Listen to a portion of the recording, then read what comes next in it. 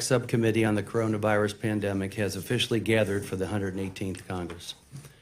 It's an honor and a privilege to be chair, and I look forward to the next 2 years of challenging but impactful work.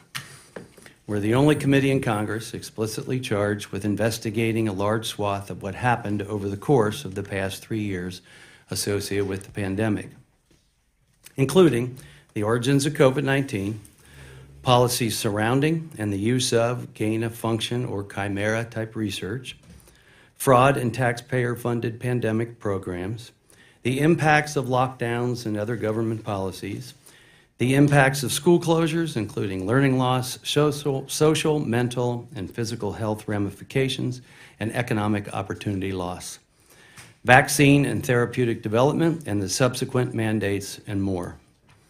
We are here to deliver an after-action review of the past 3 years, to learn from the past, not just what went wrong, but what was done right, and to prepare for the future. This is work that must be done thoroughly, and must be done with reverence, with an eye toward the truth, and based on facts. This is work that was put on the back burner or entirely ignored by the previous majority. But now is now, and frankly, our work and final report should be largely bipartisan. I look forward to working with everyone in this room, on both sides of the aisle, to achieve these goals and produce a product that can stand the test of time. And I strongly believe we have the team to achieve it. On each side of the aisle, we have a wide range of knowledge and experiences. Voices representing medicine and science, moms and dads, parents, business owners, local government leaders, and obviously every member here has lived through the impacts of COVID-19. Today we get started and are joined by esteemed public health officials to help us chart a path forward, to help us understand what policies went wrong and how we as a country can improve. Americans feel that time and time again the government failed to adequately protect the American people and often failed to follow the science. Did we truly support America's children by not reopening schools? The government failed to rapidly reopen schools for in-person instruction. According to a study by Brown University economist Dr. Emily Oster, students who attended school mostly online for the 2020 to 2021 school year performed 13% lower in math and 8% lower in reading than their in-person counterparts. Further, according to the U.S. Surgeon General, children and teenagers are going through a once-in-a-lifetime mental health crisis, with 25% reporting experiencing depression and 20% experiencing anxiety symptoms. Suicide is also now the second leading cause of death nationally for children aged 10 to 14. Across the federal government, taxpayer-funded employees failed to report to work even after vaccines were widely available. According to data from the Office of Personnel Management in 2018, approximately 483,000 government workers were remote. During the pandemic, that number rose to more than 1 million. This left Americans across the country who were being laid off because of lockdowns struggling to get government services while government employees continued to receive all their benefits. Even more surprising, about 90% of the CDC were working remotely while responding to a once-in-a-century pandemic. Dr. Deborah Birx testified that the country would have been better served if the CDC operated in person.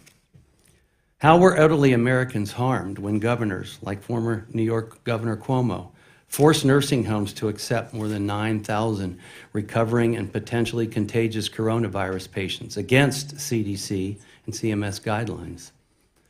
Did Governor Cuomo's decision to move over 9,000 recovering coronavirus patients from hospitals into nursing homes seed the virus amongst those most at risk for serious illness and death? It's a directive he later revoked under heavy criticism, but is yet to be held accountable for. The science was clear that infections from coronaviruses, including SARS and MERS, confer robust natural immunity. As a matter of fact, many scientists, feeling left out, recognize the existing science regarding infection-acquired immunity, as well as recognizing the pluses and minuses of mRNA vaccines. Now, more than 3 years into the pandemic, The Lancet published an analysis confirming the health benefit associated with infection-acquired immunity.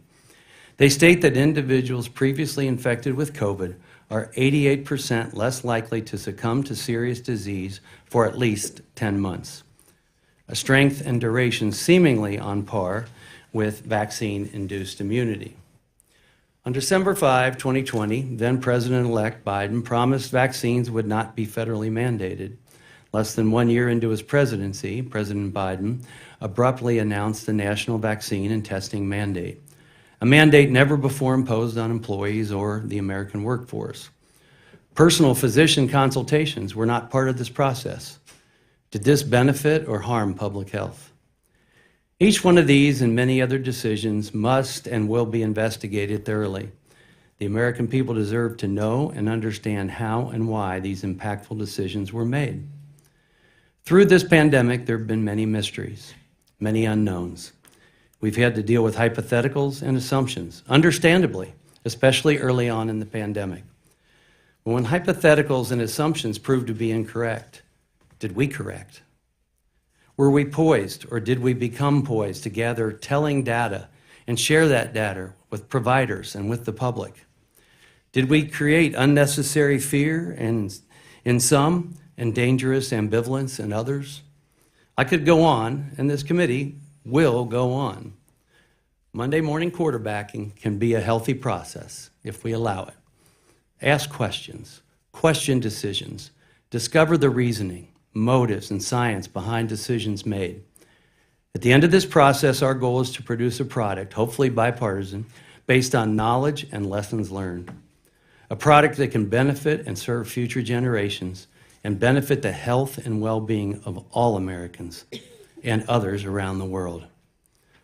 The pandemic will likely occur again, and when that happens, may we have the ability to predict, prepare, protect, and prevent.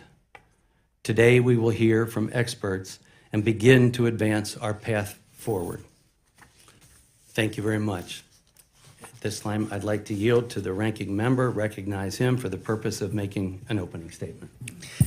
Thank you, Chairman Dr. Wenstrup, my friend. We've had a very good bipartisan working relationship throughout the years, getting some good legislation signed into law together, and I'm looking forward to working with you in a bipartisan manner for the sake of our nation. The 117th Congress was a stellar Congress with a select subcommittee on COVID that reviewed nearly 1 million documents, had 394 letters sent, 42 hearings and briefings, 37 staff reports that have been published, and two overarching themes that we can grow from was, one, that we inadequately had the public health infrastructure to address a pandemic as large as this one, and we need to comprehensively take that lesson and invest in a public health infrastructure in order to identify these novel viruses, contain them, prevent them from being pandemics, and being able to mitigate and save as many lives as we possibly can while mitigating harm. The second biggest takeaway from that 118th Congress was the extreme dangers of disinformation and misinformation for political gain and not based on evidence or science, and that can lead to non-compliance or failure of therapeutics or misinformation where people are making decisions that put themselves and their families in harm's way. So when we speak of lessons learned and what went wrong, we must also have an honest discussion of what went right.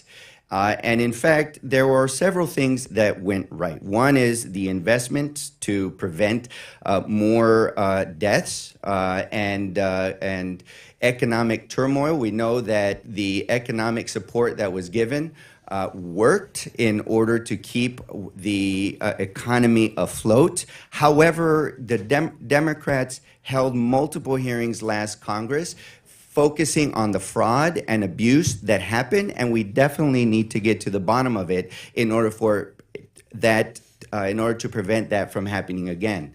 Just recently, the Commonwealth Fund had a report on December 13th, 2022, that showed that because of the administration's efforts, there were over 3 million lives saved. And that is a success. There could have been more, in my opinion. We should have had more. And so we need to understand the lessons learned, all the barriers of misinformation, disinformation, the politicization of this, and avoid those for the sake of our nation in order to save more lives. So today, the Select Subcommittee on Coronavirus Pandemic officially convenes for its first meeting of the 118th Congress. Our work comes at a crucial moment for our nation's public health. For 3 years, COVID-19 has presented our government and our society with unprecedented challenges. More than 1 million lives in the United States have been lost due to the COVID-19 pandemic. The COVID-19 pandemic was real and not a hoax, which laid bare vulnerabilities and inequities in our public health infrastructure and our economy. Although we have made significant strides to overcome the COVID-19 pandemic, we are still dealing with the long-term implications of this public health crisis. COVID-19 continues to pose a serious threat to the health of some of the most vulnerable in our communities, and the spread of misinformation or disinformation has undermined the American people's trust in our nation's public health institutions and in each other, further dividing us at a time when we should come together to grieve and heal from a crisis that has taken a toll on each of us, regardless of our political affiliation. As ranking member of the Select Subcommittee, I am optimistic that our work to evaluate the federal government's response to the COVID-19 pandemic can be responsible and objective. And I am pleased to be leading this Select Subcommittee alongside my friend and colleague from Ohio, Dr. Chairman Wenstrup. Chairman Wenstrup and I, as I mentioned, have partnered on several shared priorities, and it is my hope that we can work constructively to advance the critical purpose of preventing and preparing for future pandemics. Because above all else, I'm confident that no one in the United States, regardless of political party, wants us to relive the experience of another deadly pandemic. Today's roundtable offers a meaningful opportunity for us to begin the work of objectively evaluating our nation's response to the COVID-19 pandemic, and I am pleased to have invited Dr. George Benjamin, fellow emergency physician and executive director of the American Public Health Association, to participate. However, I am troubled that other participants on today's panel have a well-documented history of downplaying the gravity of the COVID-19 pandemic and defying the overwhelming consensus of America's scientific research and public health communities, including by advocating for a reckless herd immunity strategy for a deadly novel virus we knew little about, and drawing into question vaccine policies that contributed to the prevention of more than 3 million fatalities. To successfully carry out the charge of this select subcommittee, our work must lead with facts and follow the science. Anything less would be a misguided use of our time and taxpayer dollars and a betrayal of the interests of the American people. I yield back.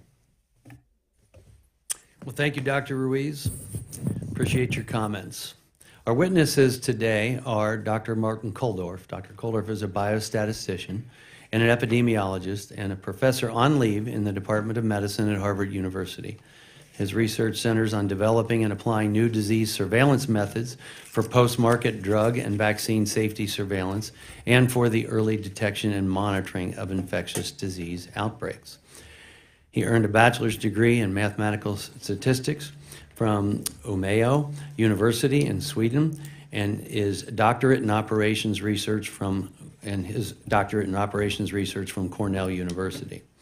Dr. Marty McCary. Dr. McCary is the chief of islet transplant surgery and a professor of surgery at Johns Hopkins University.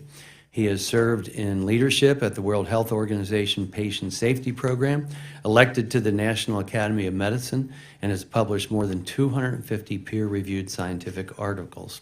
He earned a bachelor's degree from Bucknell University, a doctor of medicine from Thomas Jefferson University, and a master's in public health from Harvard University.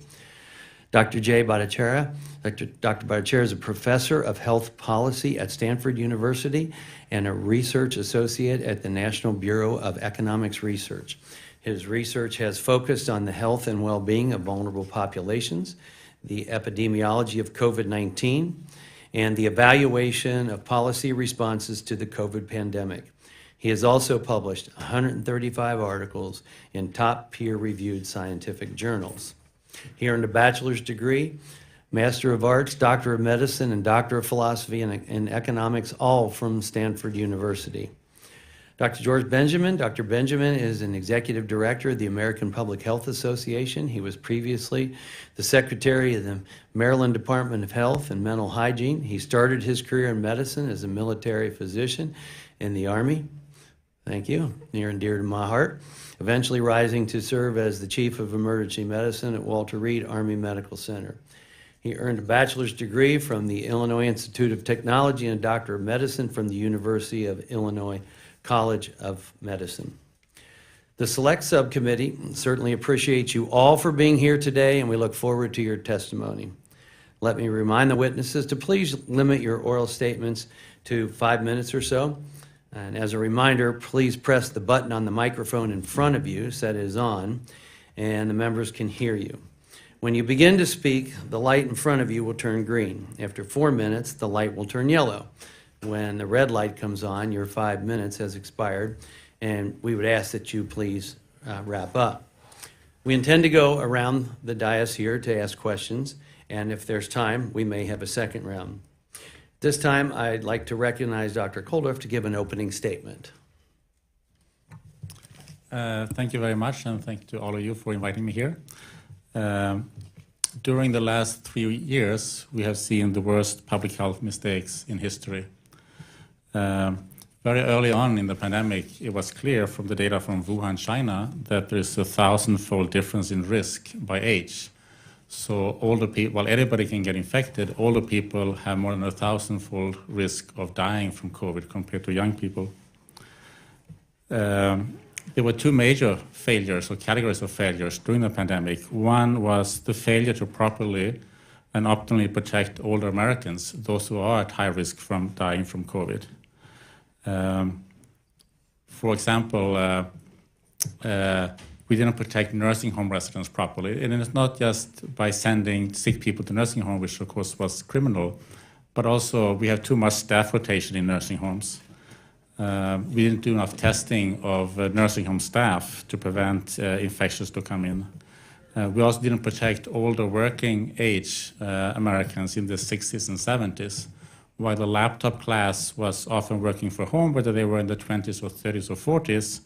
Many older working class Americans in the 60s and some in the 70s were still working as cab drivers in supermarkets and so forth, being infected. And in fact, the way we dealt with the pandemic was the worst assault on poor people, working Americans and middle class Americans since segregation and the Vietnam War. When, as part of the Great Barrington Declaration, together with Dr. Bhattacharya here and Dr. Snedda Gupta at Oxford University, when we proposed very concrete things for how to better protect older Americans who needed better protections, we were instead slandered by claiming that, for example, we advocated by wrongly stating that we advocated a herd immunity strategy. We have very concrete proposals for how to better protect older Americans, but that was dismissed and we were slandered instead of taken seriously. Secondly, lockdown harms, school closures, people not going to medical visits and so on, that has killed many Americans and will continue to do so in the next few years. For example, a woman who didn't get her cervical cancer screening in 2020 might now die next year or 2 years from now instead of living another 15, 20 years.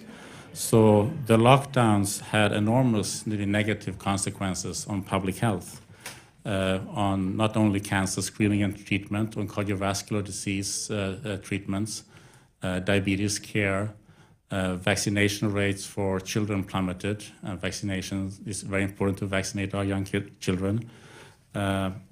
Also, of course, as was mentioned earlier, the mental health, both of the young people and older adults. So that was a major failure of our pandemic response. These failures are due to abandonment of basic principles of public health, and I mentioned two of them. One is that you cannot only focus on one disease, in this case COVID. You have to look at public health generally, all diseases, including chronic diseases, including mental health. We didn't do that. All the focus was on trying to suppress or eradicate COVID, which was impossible for a disease like COVID. The other thing, we were thinking short-term instead of long-term. Yes, you can do lockdowns and reduce short-term infections of COVID, but that has long-term consequences in, for example, cancer and cardiovascular disease. That was not considered. So there was never done a proper benefit risk or benefit harms analysis. Mistakes were made, and the pandemic response is a house of cards that's now falling apart one by one. I don't think that anybody left who thinks that school closures were a good idea. There is now being recognition that there is immunity after having had an infection. So there was never a reason to mandate vaccine for people who had already had COVID. There was recently a study of masks that shows that masks have zero or very limited benefit. So this house of cards is now falling apart. And we have a choice. We can either double down on those mistakes and pretend that they were not mistakes, or bury it in the sand, or we can have an honest evaluation of our response. And it's encouraging to hear from the opening statements of the chair and the ranking member that your intention is to have a very honest evaluation of our pandemic response. And I thank you both and the rest of your members for that. Thank you very much. I think I now recognize Dr. McCary to give an opening statement. Thank you, Chairman Winstrup and Ranking Member Ruiz and members of the committee. Thank you for the invitation to present. Public health officials have made many tragic mistakes during the pandemic. Failure to warn of the pandemic for months, ignoring natural immunity, dismissing the lab leak as a conspiracy, closing schools, masking toddlers, boosting young, healthy people, pushing boosters for young people, bypassing FDA expert panel customary votes that we've been using for decades, telling people to wash their hands like crazy, thinking it was a surface transmission problem, when the other known coronaviruses that cause severe illness, SARS and MERS, were both airborne. Routinely telling people that they have to get the second dose 3 or 4 weeks after the first dose, when good data came out of the UK that 3 months was the ideal time for the second dose, lowering complication rates like myocarditis and increasing antibody response. Telling people the data on the bivalent vaccine was crystal clear when it was authorized based on data from 8 mice, and to date, no randomized controlled trial has been conducted. And failing to speak out against the cruel and inhumane hospital visitation policies that prevented people from seeing their dying loved ones, a human rights violation.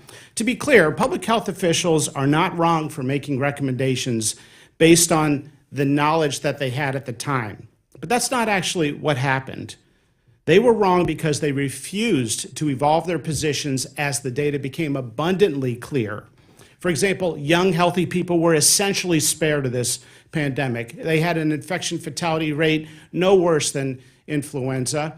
In fact, ask anyone who's pushing COVID vaccines on healthy young people, has any young, healthy child died in the United States of COVID in the last 3 years? Do you know? Do any of you know? The CDC director didn't know when she was asked at this Congress. The numbers have never been provided. Could be 2, could be 10, could be 25 kids over 3 years, far less than other common respiratory viruses. Germany did a study. It was 0 kids 5 through 11 years of age that died that were healthy in that entire country in the population study. So what are we doing? Using intense dogma, telling 50 million children they have to lose their livelihood of learning and being in school and school lunch programs and covering their faces based on what? This intense arrogance is what people are frustrated by, and they have a right to be upset right now. The data was abundant for a long time. We're not talking about making the best decision at the time with the information at hand. We're talking about ignoring data on natural immunity, over 160 studies now over 2 years, including a JAMA study that my team published out of Hopkins. Why didn't they didn't even do this study? My team had to go out and invite people who had the infection early on, and then a year and 2 years after the infection, see whether or not they had antibodies. Not a hard study to do. I too, Ranking Member Ruiz, am concerned about misinformation. The greatest perpetrator of misinformation during the pandemic has been the United States government. Misinformation that COVID was spread through surface transmission, that vaccinated immunity was far greater than natural immunity, that masks were effective. Now we have the definitive Cochrane review. What do you do with that review? Cochrane is the most authoritative evidence body in all of medicine and has been for decades. Do you just ignore it, not talk about it? That myocarditis was more common after the infection than the vaccine. Not true. It's 4 to 28 times more common after the vaccine. That young people benefit from a booster. Misinformation. Our two top experts on vaccines quit the FDA in protest over this particular issue, pushing boosters in young, healthy people. The data was never there. That's why the CDC never disclosed hospitalization rates among boosted Americans under age 50. The vaccine mandates would increase vaccination rates. The George Mason University study shows it didn't. It did one thing. It created never vaxxers who are now not getting the childhood vaccines they need to get. Over and over again, we've seen something that goes far beyond using your best judgment with the information at hand. We've seen something which is unforgivable, and that is the weaponization of medical research itself. The CDC putting out their own shoddy studies, like their own study on natural immunity, looking at one state for 2 months, when they had data for years on all 50 states. Why did they only report that one sliver of data? Why did they salami slice the giant database? Because it gave them the result they wanted. Same with masking study. Well, the data has now caught up in giant systematic reviews, and the public health officials were intellectually dishonest. They lied to the American people. Thank you. Thank you. I now recognize Dr. Bhattacharya.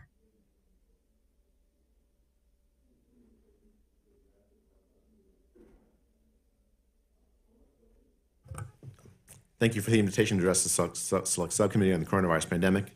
I want to focus my remarks today on the need for an honest, scientifically minded evaluation of the COVID pandemic response.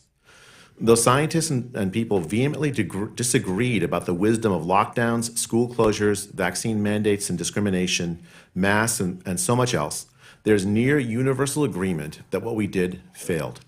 Official counts attribute more than 1 million deaths to COVID in the United States and almost 7 million worldwide. By early 2022, about 95% of Americans had contracted COVID, despite the harsh countermeasures in most states, including confinement of broad populations, business closures, cessation of religious and other gatherings, school closures, and widespread violation of civil liberties. Very clearly, these measures failed to protect Americans from COVID. This fact is confirmed by comprehensive Johns Hopkins University meta-analysis, which concluded that lockdowns had failed to contain the spread of COVID. At best, they temporarily protected the laptop class who could work from home without losing their jobs, perhaps 30% of the population, while being served by the working class. The pandemic response itself has wrought tremendous collateral harm. There's now broad agreement that the school closures in some states running for a year or more have set kids behind in ways that will lead them to worse outcomes as adults, including shorter, poorer lives. One peer-reviewed paper estimated that the spring 2020 closures alone may have cost American children millions of life years in expectation. These losses are unequally distributed, with poor and minority children suffering the worst learning losses. Hundreds of thousands of kids never returned to school when schools opened. Maybe the most perplexing sin of the public health establishment was that it abandoned an essential commitment to science. For example, why was the age gradient in COVID risk ignored in sending COVID-infected patients back to nursing homes early in the pandemic, where we knew the most vulnerable people resided? Why did public health authorities ignore clear scientific data that COVID infection-acquired immunity is as strong or stronger than vaccine-acquired immunity? Vaccine mandates forced many frontline workers, heroes who contracted COVID early in the pandemic while doing essential work, to choose between their careers and a vaccine that provides less protection than the natural immunity they already had. Many, faced with these anti-scientific choices, will never trust public health authorities again, even on vital topics such as the necessity of traditional childhood vaccines.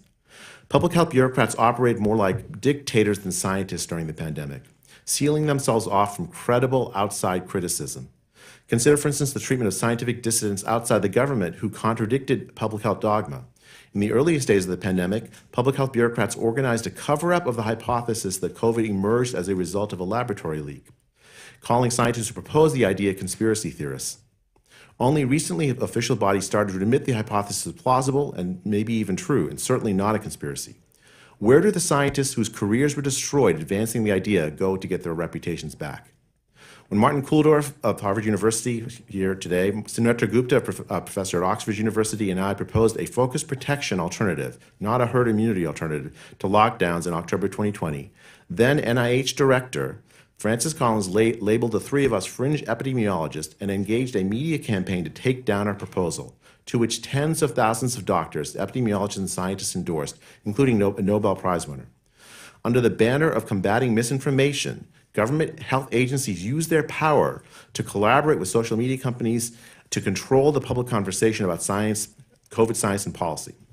The pattern repeated itself throughout the pandemic, with science bureaucrats abusing their authority to create an illusion of scientific consensus in favor of destructive ideas when none existed. So the American people deserve answers to fundamental questions about the pandemic. On what empirical basis were schools closed? Did public health decision makers consider the harms of their policies as thoroughly as their putative benefits? Why did authorities ignore recovered immunity or failure of the vaccine to prevent disease transmission in recommending vaccine mandates and discriminatory vaccine policies? With such a litany of failure, the American people deserve an honest COVID commission to evaluate the response and document all the errors as well as the few successes. In 1986, when the U.S. faced the national tragedy of the Space Shuttle Challenger explosion, Congress created a commission with independent outside experts, including Nobel Prize-winning physicist Richard Feynman. His iconic demonstration of a faulty O-ring made brittle in the cold as the cause of the Challenger disaster led to fundamental reforms at NASA. The American people deserve a similar bipartisan, scientifically minded COVID-19 commission so the public health disaster of the last 3 years is not repeated.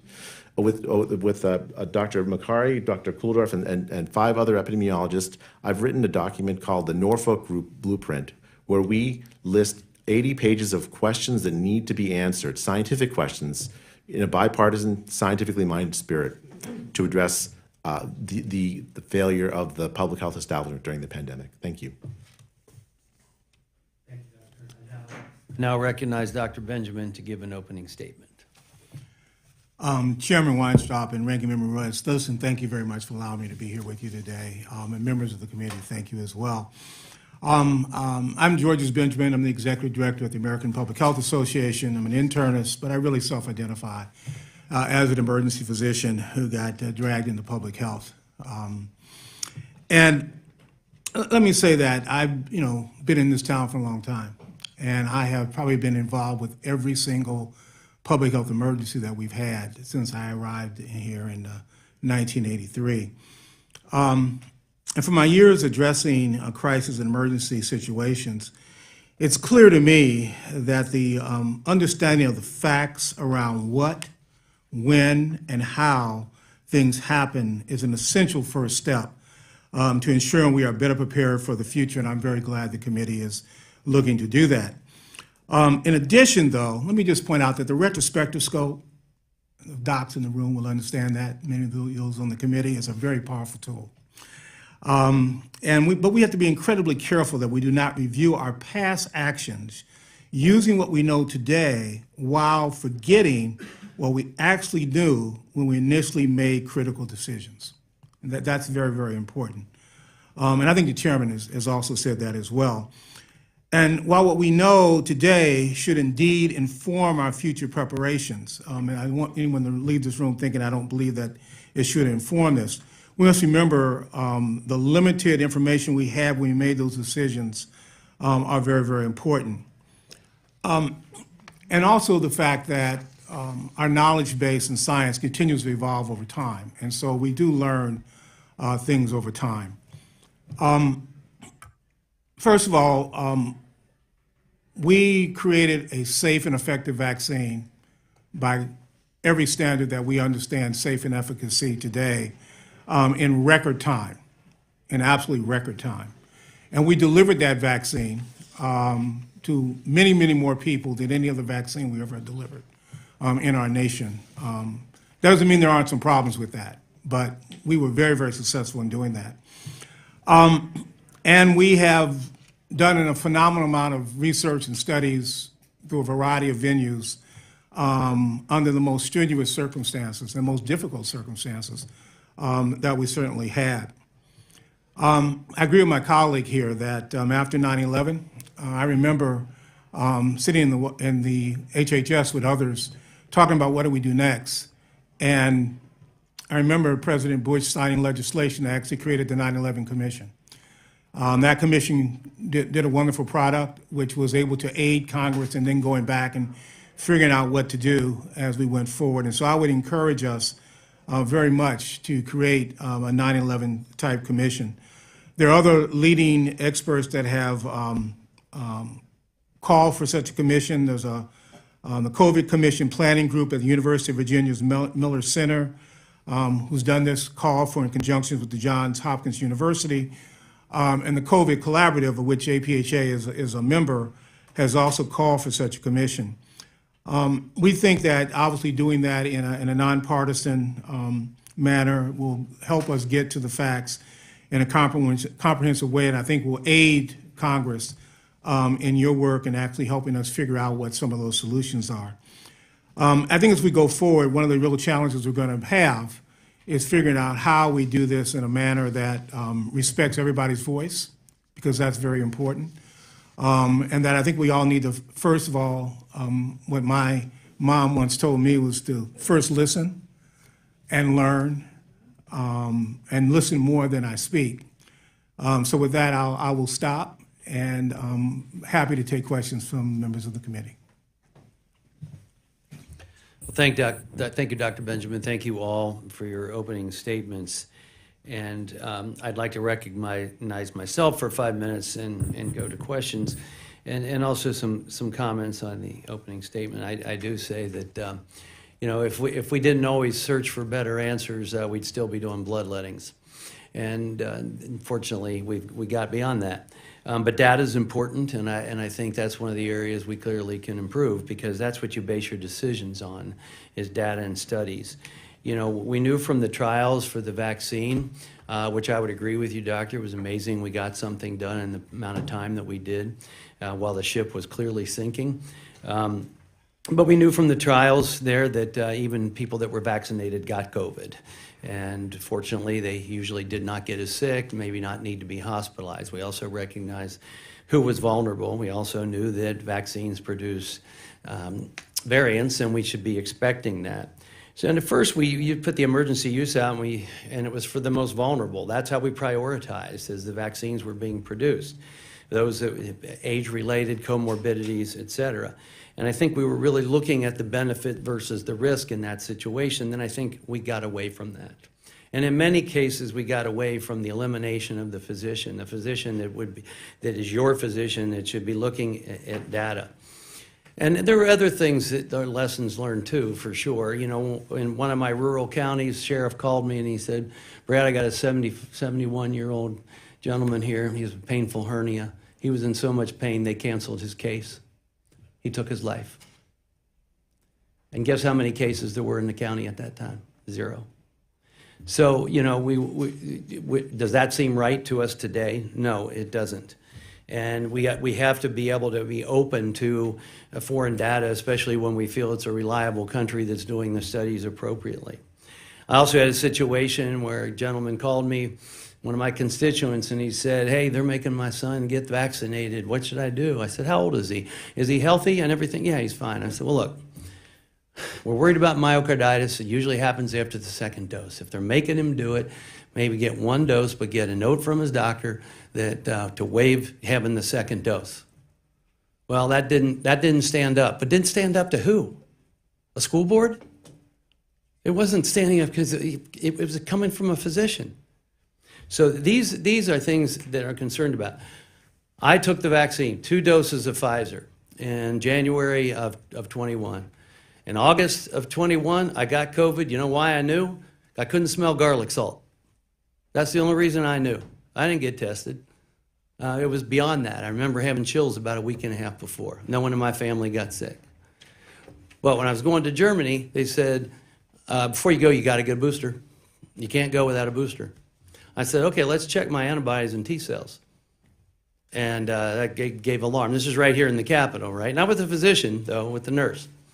I said, let's check that. She goes, well, we can't do T cells, we'll do your antibodies. I said, okay, I want to get that before getting boosted. Strong number was 40. My number was 821. I don't know one physician that would look at that data and say, you need to get this booster. Because I would say, you better have a good reason as to why. So this is why we have a problem today. And I think too much of it is data and physician interaction with patients. One thing I learned was patients said, we just want to be educated, not indoctrinated. And that is, I think, a problem that we've had with the public health response. So I would like someone to just maybe briefly touch on the little time that we have, the balance of vaccine-acquired immunity and natural immunity. Whoever feels they're most prepared for that one. Well, natural immunity was observed in 430 BC after the Athenian plague. Recovered individuals did get severe illness, and yet it was considered a conspiracy theory or something we couldn't trust or believe in because we didn't know the long-term protection. Well, we didn't know the long-term protection of the vaccines either. What we noticed, though, if we listened to practicing physicians on the ground, and if anybody asked physicians in ICUs, the first year and a half of the pandemic, have you ever seen somebody healthy recover from COVID and then come back and need a ventilator? I asked that question. Doctors around the country all said no. So what does that tell us? Now, the Great Barrington Declaration pointed out that there was a 1,000-fold difference between the old and the young in infection fatality rate. If you start looking at someone with a risk factor and someone who's young and healthy, it's a 100,000-fold difference. So why do we have the same policies for everybody? Now, we all bring our biases into COVID and COVID policy. The bias of all the people making the decisions, and let's be honest, it was a small group of people making all the decisions, a small, non-diverse, like-minded group making all the decisions. And they were HIV researchers. Nothing wrong with being an HIV researcher, but guess what? In HIV, there's no natural immunity. It's an infection of the immune system. And with HIV, they said 1 million times over, everyone's at equal risk. Not so with COVID. So there were intense biases that we saw. Now, Dr. Fauci, responding to the intense public pressure from the scientific community to recognize natural immunity, as Europe did, decided to call 4 of his buddies and do a straw poll vote. Should we recognize natural immunity? This is now public information. And the attendees of that meeting were people who were relatively like-minded with mandates and other policies of Fauci. The vote was split 2-2, so he just decided to continue the party line of the government that if you have circulating antibodies that neutralize the virus, they're antibodies the government does not recognize unless they were derived from the vaccine. Thank you. I might add to that I was at a meeting at the White House under the Trump administration, and my takeaway with the people that were around the table on this topic was there weren't enough people at the table to address all the health issues that were taking place in America. And I think that's something we need to consider going forward. Now I'd like to recognize Dr. Ruiz for his questions. Thank you. A crucial charge of the Select Subcommittee's mission is to conduct an objective analysis of the federal government's response to the COVID-19 pandemic so that we can better prevent and prepare for future public health crises. One important way we can do this is by examining our actions during the early days of the pandemic when little was known about the coronavirus, its transmission, and the dangers of COVID-19. Dr. Benjamin, what lessons can we learn from the early days of the COVID-19 pandemic to better prepare our nation for future public health threats? I think there are several things we can do. First of all, let me take on the issue of naive immunity. We generally don't do that in medicine, particularly when we have a therapeutic option that will prevent it, for a bunch of reasons.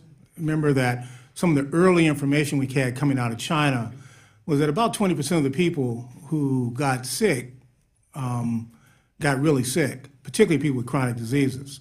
And if you're in the communities of color, disproportionately you had some of those chronic diseases. So we knew early on that that would be a real challenge. Secondly, yeah, you get immunized, but you got to survive to be immunized. I don't want to make that dramatic statement, but that's true. That we did not really understand the risk corridor there. We were all kind of surprised that kids did kind of well, but there were some children that got that MSC, which was a multi-system inflammatory syndrome. And, today we've got about 9,000 kids who had that. So, we were concerned about that. But we were surprised early on that kids did better. Now, I guess we shouldn't have been. Kids have really robust immune systems. And so kids do better than older adults do, particularly the aged. Our immune systems wither as we get older. But nonetheless, that was some of the things we understood. We understood that, and you might remember, this was our perception worldwide was this was a bad disease. This was not the flu. You may remember we were making that comparison, flu versus COVID. And so there was a great deal of concern about this early on. Now, we've learned a lot since then. We have learned that if you do get a naive infection, meaning you aren't immunized, and then if you get vaccinated, you have a really, really, really robust response. And that's great science, and I'm glad we're learning like that. But my historical practice and my advice to when I talk to patients and communities is to get vaccinated, because I think that is still the one thing that we know works. So having said that, a crucial component of our efforts to overcome the COVID-19 pandemic has been expanding access to safe vaccines that dramatically reduce the risk of severe disease. Under the Biden-Harris administration, more than 600 million doses of the COVID-19 vaccine have been administered across the United States. According to the Commonwealth Fund, COVID-19 vaccines have saved more than 3 million lives and prevented 18.5 million hospitalizations in the United States. Unfortunately, there has been this misinformation regarding vaccines that has surged during the pandemic, polarizing one of the most safe and effective tools we have to protect people from infectious diseases. Dr. Benjamin, why is vaccine misinformation so dangerous, and what steps should Congress and this select subcommittee take to dispel it? Yeah, because I think it erodes trust. It erodes trust in physicians, it erodes trust in our healthcare system.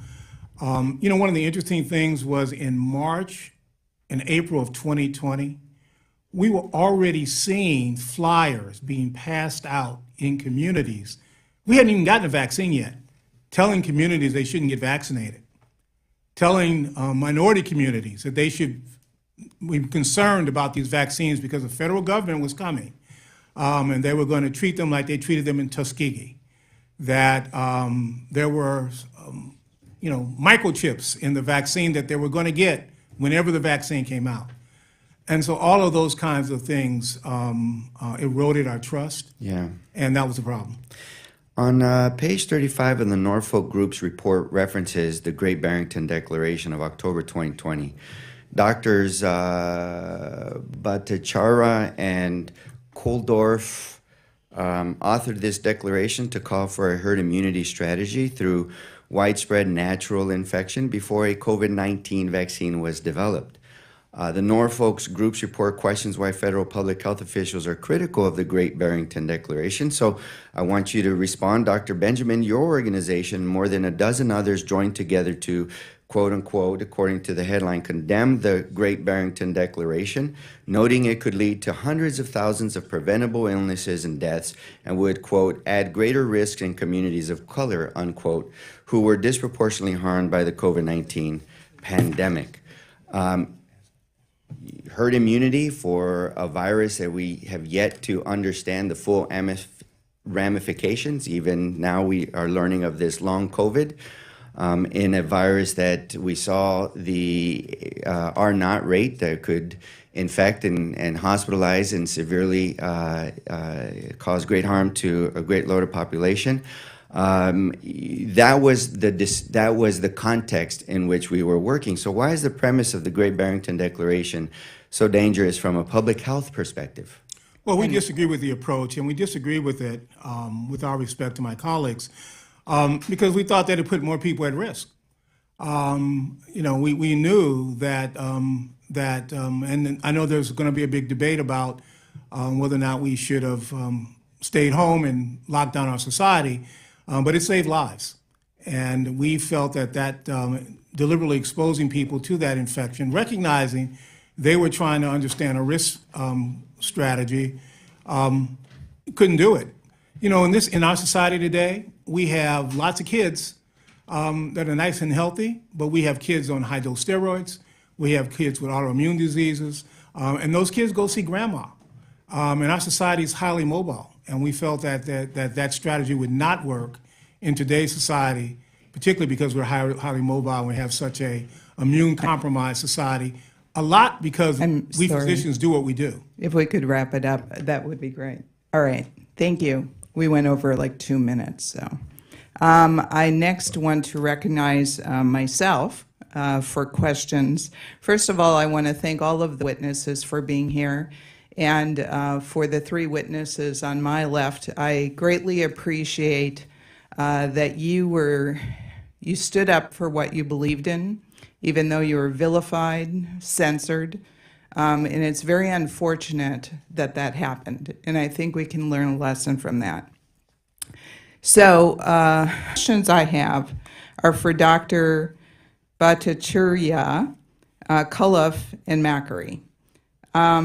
Dr. Li Meng Yan, who's a Chinese virologist, was recently on media, and she said she believes that COVID was intentionally released based on protocol and other surveillance. It would be impossible for the virus to be accidentally leaked from the lab. I was wondering if you had any thoughts on that, you 3. I don't know for certain, but I think it's unlikely that this is the kind of virus that would be intentionally released. The evidence that I've seen suggests that the lab leak hypothesis is an active hypothesis, that it's quite possible that this was a lab leak as a result of gain-of-function work to try to predict the next pandemic, to try to get vaccines available for the next pandemic. I don't think that this has the characteristics of a bioweapon. I don't think this has the characteristics of something that would be intentionally leaked, certainly not in any ethical way. I also know that there's a lot of scientists that think it might also have been a natural origin. This is something that Congress absolutely needs to get to the bottom of, to get an answer to. Thank you. My next question is, in a recent Energy and Commerce Oversight hearing, I asked the NIH director about the NIH's gross negligence in monitoring the EcoHealth Alliance grant and subgrant at the Wuhan Institute of Virology. After admitting that we might not have all of the information and research reports from the WIV and EcoHealth, he insisted that he was sure that the coronavirus research that the U.S. taxpayer dollars funded at WIV was completely unrelated to SARS-CoV-2. And I was wondering if any of the 3 of you had any thoughts on that. Thank you, Congresswoman. The reason this is even an issue is that it's embarrassing we funded the lab. If we had not funded the lab, 100% of Americans would say this is obvious, this is a no-brainer. The epicenter of the world is 5 miles from one of the only high-level virology labs in China. The doctors initially were arrested and forced to sign non-disclosure gag documents. The lab reports have been destroyed. They've not been turned over. The sequences reported from the lab to the NIH database were deleted by a request from Chinese scientists that called over early on and said, delete those sequences we put in the database. And 2 leading virologists, maybe the 2 top virologists in the United States, Dr. Michael Farzan from Scripps and Dr. Robert Gary from Tulane, told Dr. Fauci on his emergency call in January of 2020, when he was scrambling soon after learning that the NIH was funding the lab, they both said that it was likely from the lab. Both scientists changed their tunes days later in the media, and then both scientists received $9 million subsequent in funding from the NIH. It's a no-brainer that it came from the lab. I mean, at this point, it's impossible to acquire any more information, and if you did, it would only be affirmative. So when I asked the NIH director about this, and he said there's no way that it could have been coronavirus 2 that was being funded from the lab, and he said it's like comparing a human to a cow because of the sequence. But then I asked, well, how do you know that? Because we didn't get the data from China. So do you understand what I'm trying to say? Like, we didn't get the data, so how does he know that it's not coronavirus 2? There's no way he could have known. There's no way he could have known the answer to that question, All especially right. since the Chinese lab didn't release the data. Thank you. My next question has to do with a statement President Biden said in July 16, 2021. He said, look, the only pandemic we have is among the unvaccinated, and they're killing people. And so I was wondering if any of the 3 of you have any comments on that. Well, this was a pandemic for every American and also for the whole world. And as soon as we knew that the COVID virus hit Italy and Iran, which was the first 2 major epicenters outside of Wuhan or outside of China, it was clear that this was going to reach every part of the world. And by nature of a virus like this, it was also clear that it would only stop once we reach herd immunity by a combination of natural immunity and vaccine-induced immunity. So to only say that it's a pandemic of one group but not another thing is a very decisive way of putting it, and it's not. Thanks, Madam Chair.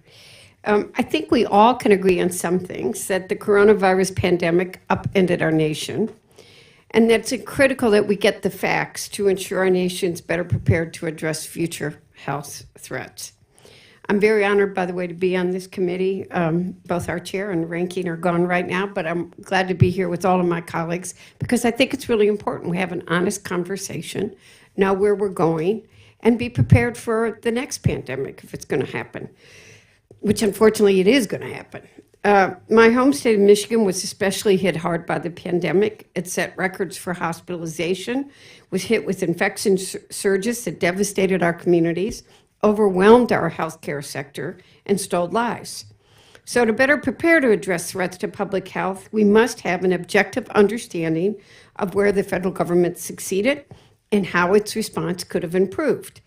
I'm not sure this report is the best place to start, but I'm going to go to vaccines. We know that vaccines protect against severe COVID and limit hospitalizations. Under the Biden administration, over 600 million vaccines have been distributed, and this has allowed us, I do believe, to enter a new phase in our nation's recovery. But I'm going to probably surprise you and tell you I understand vaccine hesitancy more than most. I got Guillain-Barré from a swine flu shot. So if you didn't think I was scared, I won't use the word, to get it, I was. And I spent a lot of time researching it and probably was one of the last members in the House to get it. But I did get it. And I ultimately, I got COVID last December, so I got it later than everybody else did, but I didn't end up in the hospital.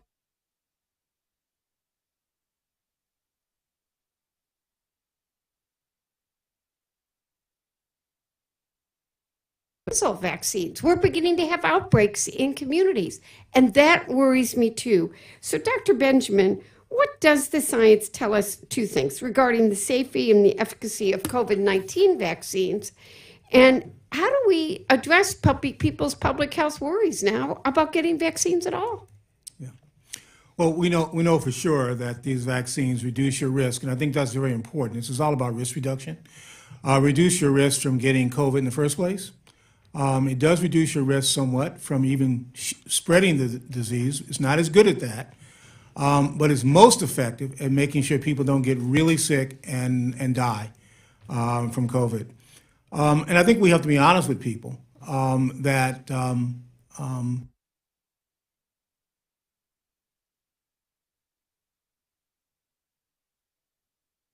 vaccines, like any therapeutic,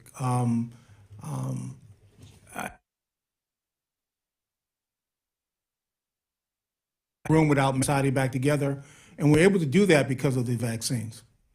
So we're going to help rebuild trust. Let's talk about misinformation for a moment too.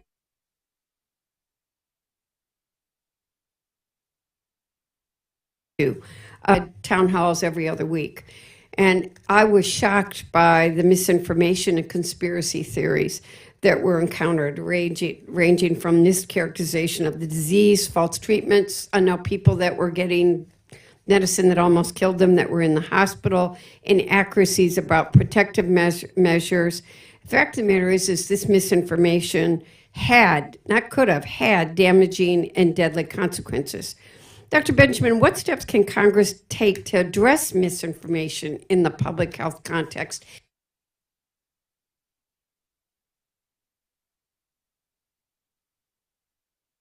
And how do we communicate with people? And how do they know who to believe these days? Yeah, well, clearly we all need to follow the science, and we need to speak what we know and be real clear. I try very hard when I don't know something to say I don't know it, but tell people that this is what we know today, and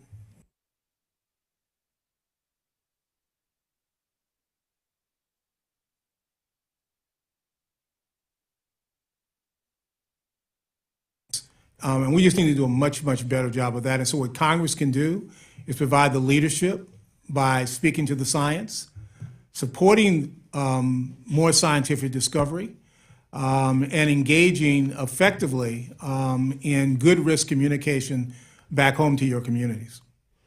I yield back. I'm out of time. I now recognize Dr. McCormick from Texas for 5 minutes of questions. I respectfully would say I'm from Georgia. But with that said, sir, I thank you, Mr. Chairman. This is Texas. First of all, appreciate y'all being here, and I would say I'll just make the suggestion that maybe the best thing Congress and government could do is stay out of medicine. Leave this to the physicians. Now, I know you guys have better academic acumen than I do. I admit that fully. I bet you because of your prestige and the fact that you're sitting before us, you probably did a lot better in school than I did.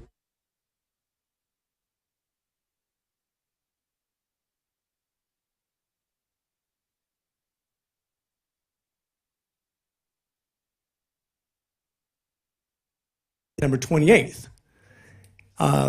Dr. Benjamin, you made some astute observations and you made some recommendations. When, sir, was the last time you saw a patient in the ER? Yeah, it's been 1995. 1995. Okay, thank you.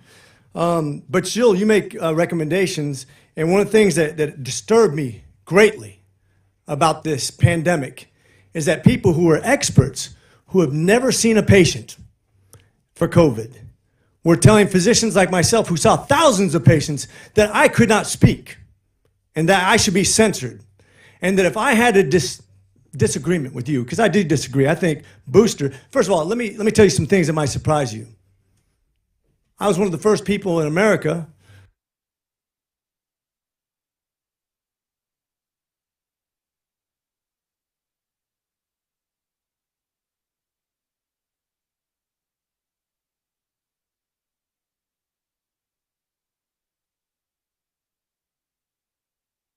to get the original series of shots. I'm not an anti-vaxxer. To show in a novel virus for people who are at high risk of being exposed, and we didn't know about the age variants that much at the time. We didn't know how it was going to affect us because different diseases affect us differently. I got the vaccination gladly.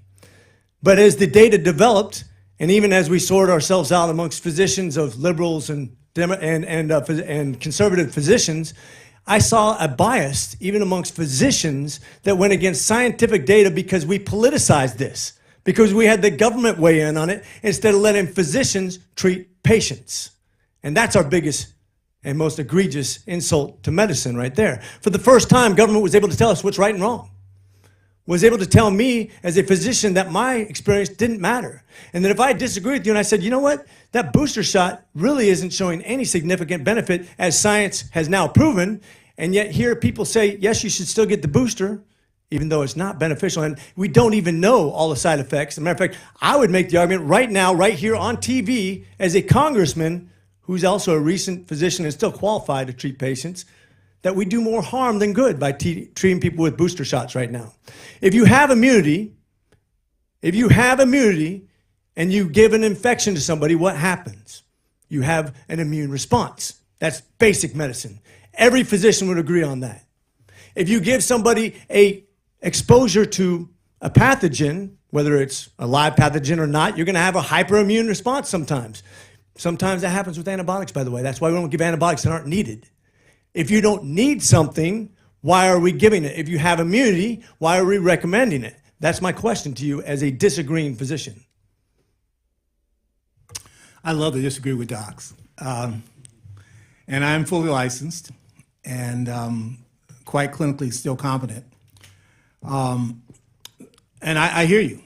And I'm happy to give Congress my list of things that I think Congress should stay out of the business of the physicians. And I absolutely agree with you. And I'm happy to give you that list, but I'll give it to you privately. Do you think that anybody should be censored? We talked about censorship, and I know this is not supposed to be partisan. No, sir. Nobody should be censored. Thank you. Everybody here has heard of Dr. Lister. Everybody's probably heard about President Garfield. It was a dissenting opinion that you should wash your hands in between patients, and the fact that physicians who were the standard of their time, who infected the president and killed him, are the ones who did bad medicine. The only progress we make in medicine is through dissent. And the biggest problem that government did was by censoring physicians who dissented. And several of them are right here in front of us who've been done harm. I was one of those physicians who was taken off the internet because I was spreading misinformation, which now shows to be factual. The fact is, you agree, and you're on the different side of the problem equation than I am.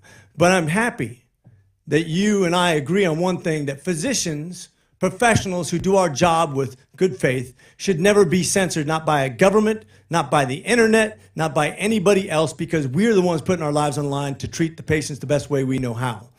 With that said, would you tell me why you still, based on the evidence that the CDC has published and many other studies have studied, that you still recommend a booster shot to immune people? The studies that I've looked at, I'm very comfortable that the boosters work and enhance your immune status. So if you're immune, you think they should still get a booster shot? We do with lots of diseases. So we do with flu. As you see your immune status comes down, we give you a boost, increase it up. We do it with measles, mumps, and rubella. I would say that I don't give a chicken pox shot to a 2-year-old that's already had chicken pox. I think that would be a bad case. So anyways, I would disagree with you, and once again, I'll yield because I know I'm going over time now, but thank you for your response. Now recognize Mr. Garcia from California for 5 minutes of questions. Thank you very much, Mr. Chairman, and I definitely want to thank all of our distinguished guests and certainly all of our witnesses. I know that we're going to have many conversations at this subcommittee. It's an honor and a pleasure to serve with everybody. There's a lot of important work ahead as we prepare for what will be the next pandemic. We know pandemics will continue to impact the United States, our country. Now, before joining Congress, I was the mayor of Long Beach, California. It's one of the largest cities in California. And so I lived and led through the early days of the pandemic. I'm proud that our community was the first California city to vaccinate teachers. We were the first California city to vaccinate most of our seniors in our nursing homes. And we were the largest school district to reopen our schools because we had vaccinated teachers early on during the pandemic. In fact, President Biden and the White House called our response, quoting, national model, and really proud of the work that our public health officials, doctors, and medical personnel did on the ground every single day. And I think we should also be very clear about what this pandemic is and what we're talking about today.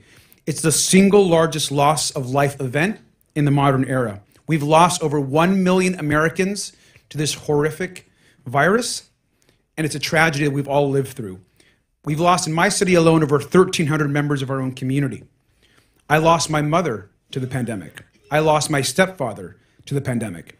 Now, my mom was a healthcare worker who worked in clinics, who got the virus, and then, of course, unfortunately, my stepfather also got the virus.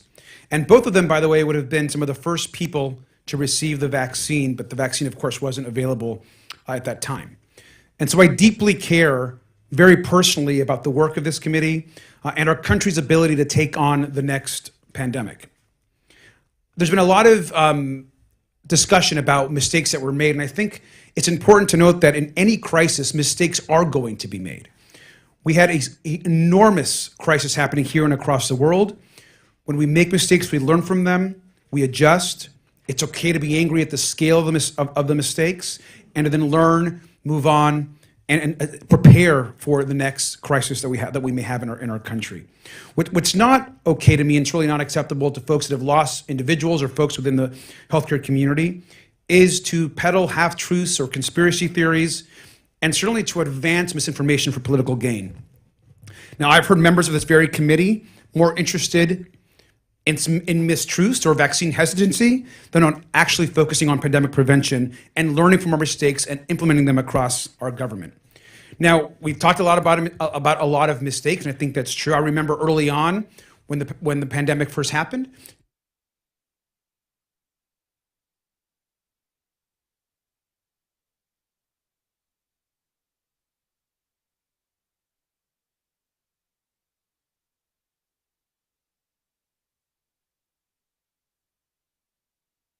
trying to get tests, trying to get support from the Trump administration, none of which was pretty united on what has worked and what hasn't worked.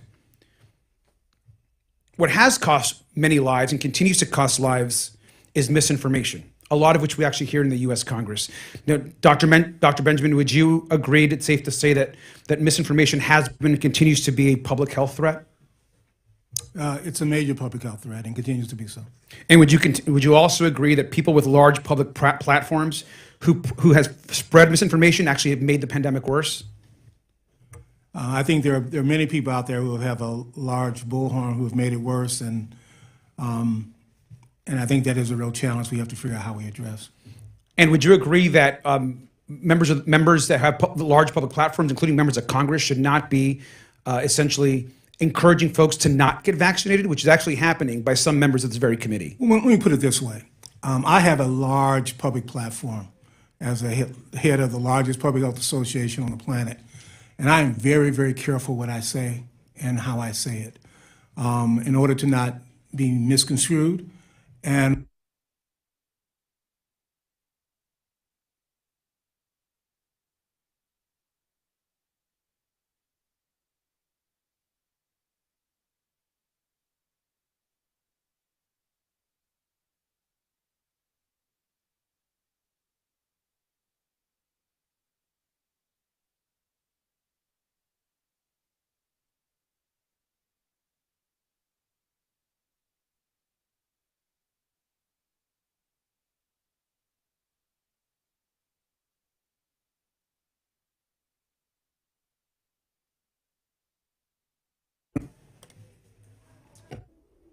I now recognize Dr. Jackson, who truly is from Texas, for 5 minutes of questions. Thank you, Mr. Chairman. Dr. Benjamin, I just want to ask you a real quick question. As a well-documented advocate for the mass vaccination of not only adults but young children, are you still advocating, I just want to make sure I'm clear on this, that young, healthy children as young as 6 months of age should still receive the vaccine? yes, sir, I am. Okay, and so you think that, and just correct me if I'm wrong, but you think that anyone in this country, any American, regardless of age, regardless of whether they're healthy or non-healthy, whether they're immunocompromised or non-immunocompromised, whether they have comorbidities or not, everyone should get the vaccine? Yes, sir. Okay. Well, this is one of the things that disturbs me the most as a physician is that we are approaching this vaccine. I talk about the public health authorities in this country are approaching this vaccine like it's any other childhood vaccine. This is a vaccine that was developed with mRNA technology. We have no long-term studies, despite the constant, implications or suggestions by those that are suggesting that everyone should get this vaccine. That these studies exist. There are no studies on the long-term consequences of receiving this vaccine. It would not be possible to have those. It's just that they're not possible. So I hear people say all the time, and they use that as an excuse to say these vaccines are completely safe. I'm pretty disturbed at this particular point that we are advocating for young, healthy children who essentially have no risk of serious illness or hospitalization, and certainly not death from this vaccine, to continue to push this as a normal childhood vaccine. As Dr. McCormick had mentioned earlier, I'm not an anti-vaxxer either. I got the vaccine myself. I had both of them. I got all my children vaccinated when they were growing up, all the childhood vaccines that they were supposed to get. This vaccine is completely different, and I think that it's a shame that we're treating it the same way we are now. Now, I want to ask you a question. Sir, are you at all alarmed by the recent spike in myocarditis and cardiovascular disease in young, otherwise healthy children that have received this vaccine, which is now a documented side effect of the COVID vaccine? Yeah, we know that it's rare, first of all. And secondly, let me point one other thing. Where we are with these vaccines, the same place we were when we had the first polio vaccine, the first MMR vaccine, first tetanus vaccine. Yes, but those were illnesses where children were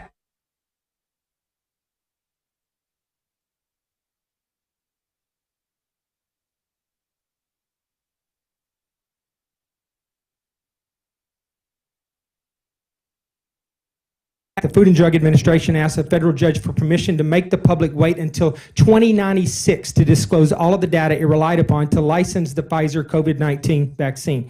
Dr. Benjamin, in your opinion, why would the FDA need 75 years to release such critical information to the public? What do you think the hesitation here is? I have absolutely no idea. You don't think that's reasonable either? I think we ought to figure out why they want to hold on to it. Well, I think we should figure that out too. It seems completely unreasonable why they need 75 years to release such information unless they were covering up something. Okay. All right. Well, look, I will say, and no disrespect, sir, but you were and you still are the director of the American Public Health Association. And I think one of the biggest travesties, one of the biggest disasters from this COVID disaster was what we have now is a complete lack of trust and confidence in the public health sector. Complete lack. And that's due to a coordinated spread of misinformation and disinformation that was for political gain for the most part, and a lot of part by public health officials like yourself, and to some extent by people who didn't have any medical background whatsoever. They were misrepresenting those risks and treating all Americans, as I said, of all ages, as if they had the same risk from COVID, which is completely not true. There's misinformation regarding the long-term safety of the vaccine, as I mentioned, claiming it was science backing their decisions they're backing their statements saying this, which we know that science does not exist. There's misinformation regarding masking, social distancing, the authoritarian lockdowns, harm to the education and the well-being of our children, natural immunity, as we've discussed, the potential therapeutics, many of which we know had safety profiles, and the list goes on and on. I will say to you that I think that, as I said, with no disrespect, you are a very strange witness for the minority to bring before this committee, when I think that one of the biggest failures of this entire COVID fiasco has been the complete lack of trust and confidence that the American people now have in the public health sector. Thank you. With that, I yield back, sir. I now recognize Ms. Ross from North Carolina for 5 minutes of questions. Thank you, Mr. Chair. And I'm not a doctor, so you guys are probably going to be happy about that, though my dad is a doctor. As we all know, the COVID-19 pandemic has exposed how unprepared the United States and the rest of the world are for large-scale public health emergencies. And it's critical that we learn from this experience and use our knowledge and resources to prepare for and prevent similar disasters in the future. For years before the onset of the current pandemic, academic, scientific, and policy institutions warned of the potentially devastating impacts of a global pandemic. As far back as 2012, the Rand Corporation concluded that pandemics were capable of destroying America's way of life.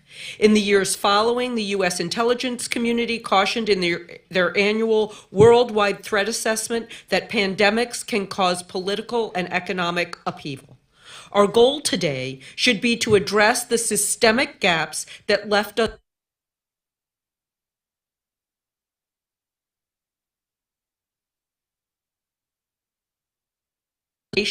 but around the world. We must ensure that we take basic steps to protect our own citizens. For example, my state of North Carolina has refused to expand Medicaid, leaving hundreds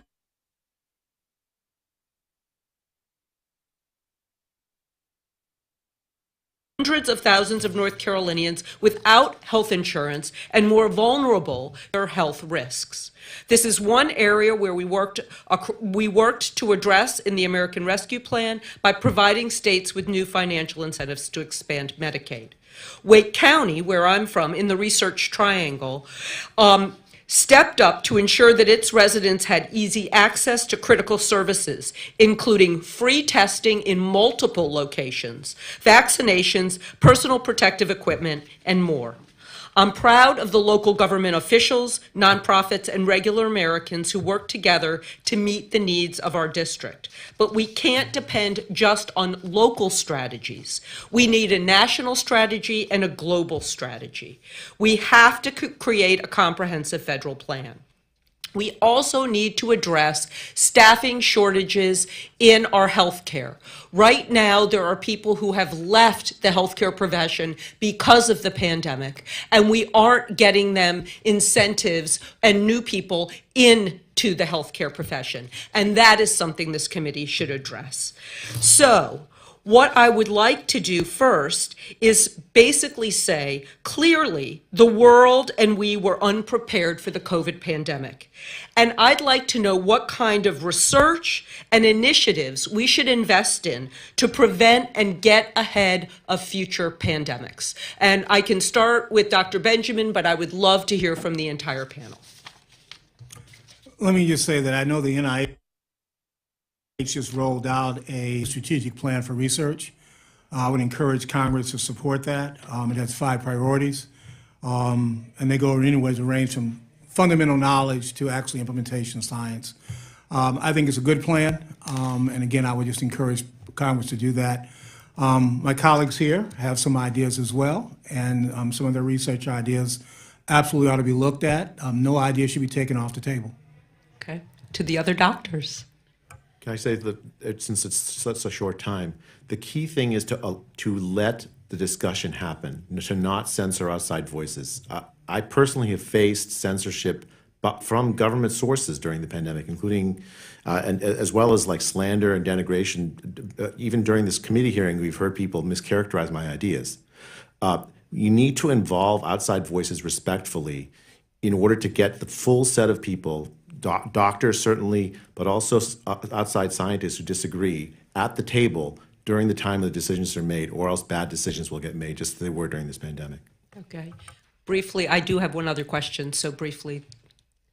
So I think there's one Western country who did very well during the pandemic, and that was Sweden, who had a left-wing government at the time, run by the Social Democrats. They did not lock down. They had mostly voluntary measures. They didn't always succeed in protecting the older, but they did a decent job doing it. And we now know the result is that Sweden had less COVID deaths than most other countries in Europe. And the more important measure is actually excess death. And Sweden has, together with other Scandinavian countries who also had a very light approach to this, the least excess death in the world. So we know that they did a very good strategy. And that was done by a leftist government. So it's not a right or leftist things. Yes. So, reclaiming my time, Sweden also provides health care to everyone. And that goes back to my point about Medicaid not being available throughout this country. Thank you, Mr. Chairman, and I yield back. I now recognize Ms. Green for 5 minutes of questions. Thank you, Mr. Chairman. The response to COVID-19 was devastating to our country, and it's going to be years before we really know the effects and the outcome on our society, and especially on our children. What it did to our children's math and reading levels is horrific. School closures brought them to the lowest levels in years. English 8th graders' math proficiency dropped by 7 points. Reading levels dropped by 2 points. But children in schools that were locked down saw declines in test scores up to 3 times greater than districts that had in-person learning for the majority of the school year. Children truly suffered, and masks were completely child abuse. Suicides. It was unbelievable to hear the numbers of suicides, but it was devastating to hear suicide numbers in young people.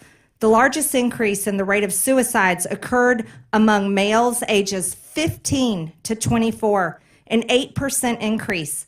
Suicide rates also increased for males ages 25 to 34, 35 to 44, and 65 to 74.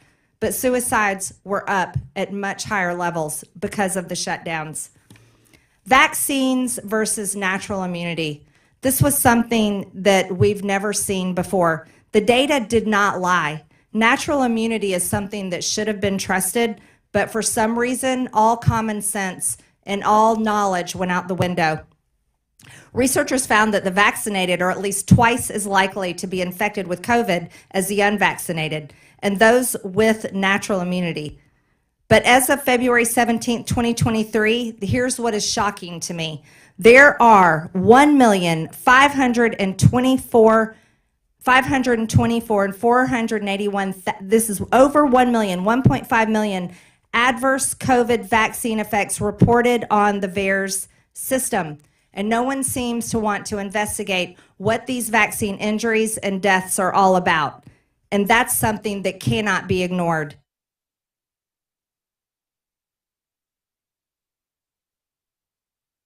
Through EcoHealth Alliance at the Wuhan lab in China, the American people are finally saying, well, it's good that everyone is acknowledging what we knew all along, and it cannot be ignored any longer.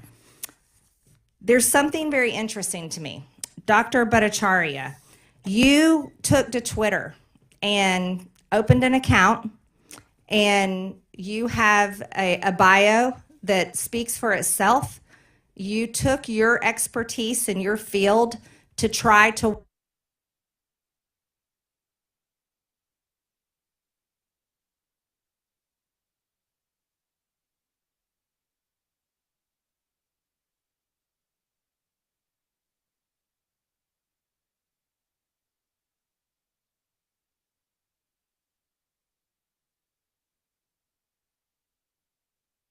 between the old and the young.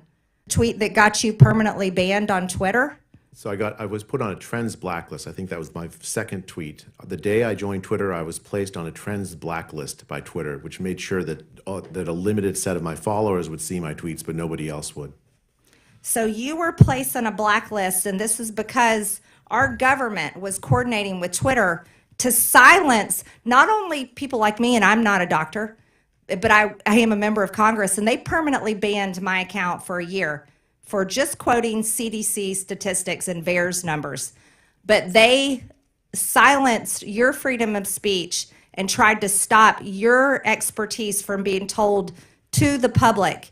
And what's worse, our government decided that they were going to be the ones that locked down our country and dictated how we would respond to this. So you were able to go back to Twitter. You got your Twitter account back. Congratulations. I did. Although, I mean, I was never banned from Twitter. What happened was that I was put on a blacklist so that my tweets didn't see an audience outside of just my followers.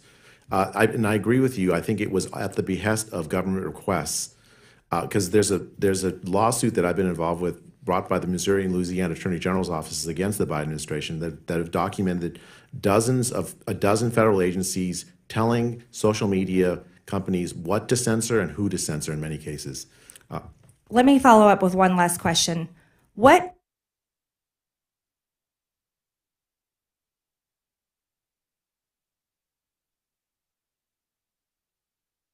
wanted the illusion that their ideas were a consensus when they were not.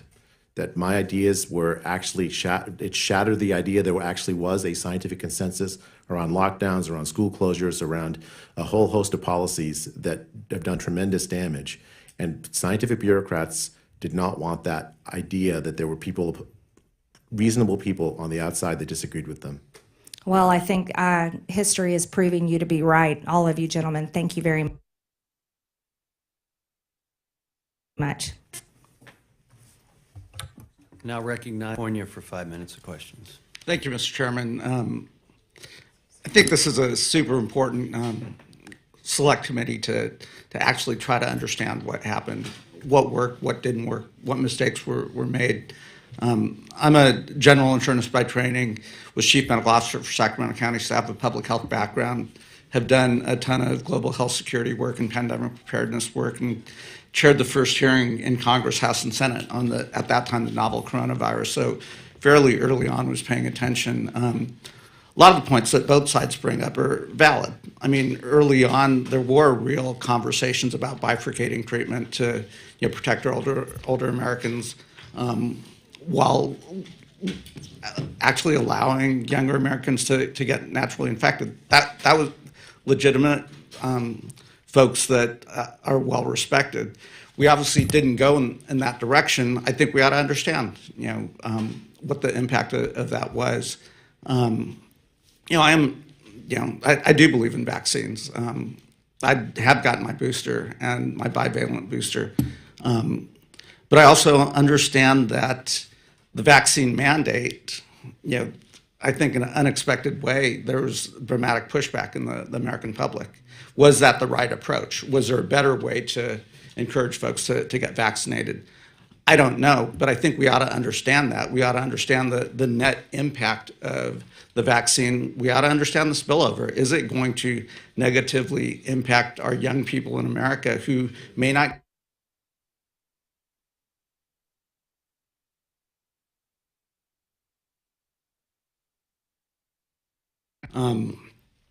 certainly, there are unanswered questions that I don't have. Early on, Japan didn't shut down dramatically. Older population, dense population, they were still riding their subways. We didn't see dramatic COVID in Japan.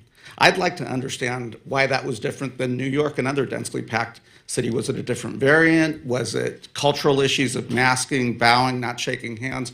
Was there crossover immunity from SARS, MERS, other things?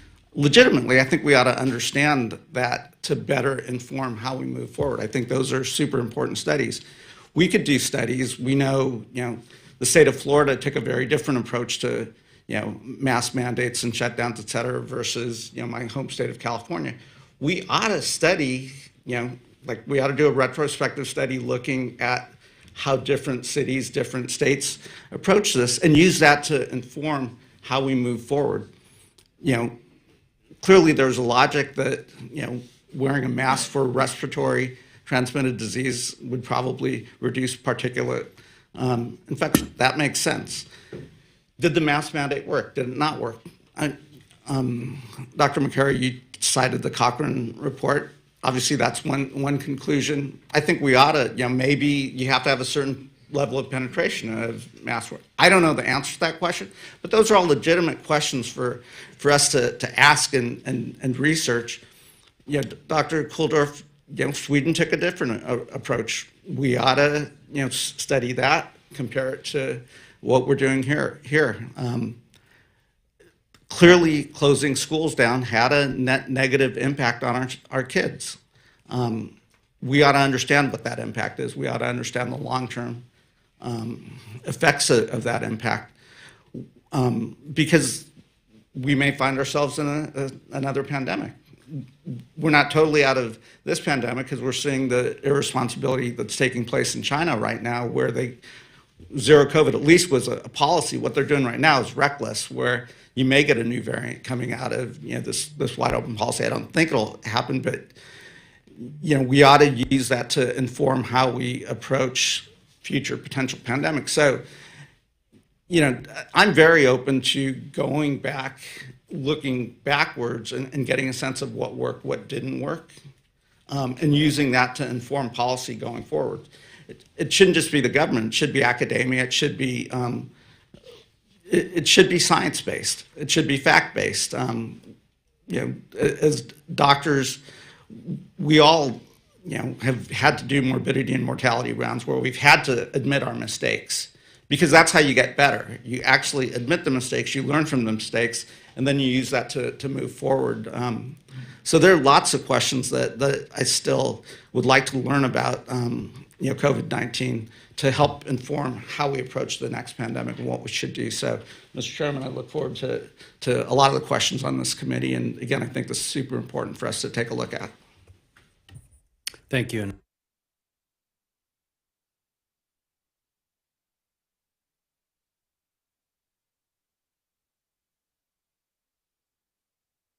Kick off this important investigation over the next several months, and it's refreshing to hear your voice again.